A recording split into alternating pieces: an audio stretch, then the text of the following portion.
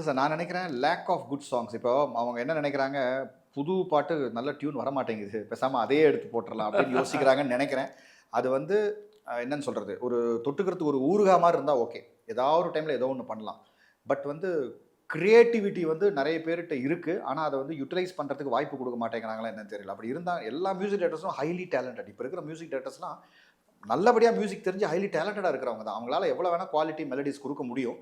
But அந்த lack of melody இல்லை வந்து 2 பாட்டு போதும். இப்போ பாட்டிலே ஃபார்முலா இல்லையே, ஒரு பல்லவி ஒரு சரணம் சரணம் அதெல்லாம் இல்லையே. எங்கேயோ பாட்டு ஆரம்பிக்குது, எப்படியோ ஆரம்பிக்குது, ஏதோ லிரிக்ஸு எப்படியோ போகுது.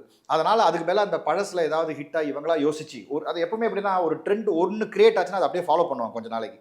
சரி ஒரு பாட்டு அப்படி ஆயிடுச்சா, நம்ம அப்படி அப்படியே போட்டுடலாம் அப்படின்னு நினைக்கிறாங்கன்னு நினைக்கிறேன். அது எனக்கு தெரிஞ்சு அது தேவையில்லைன்னு தான் எனக்கு தோணுது. ஏன்னா அந்த பாட்டை வந்து அந்த பாட்டாவே நீங்கள் கேட்கலாமே. இப்போ ஒத்த ரூபா தார வேணா நீங்கள் அதை பாட்டே போட்டு கேட்டுக்கலாம். திருப்பி அதை எதுக்கு ரீமிக்ஸ் பண்ணி இன்னொரு இடத்துல கேட்கணும்? அதனால் அது தேவையில்லைங்கிறது என்னுடைய இது.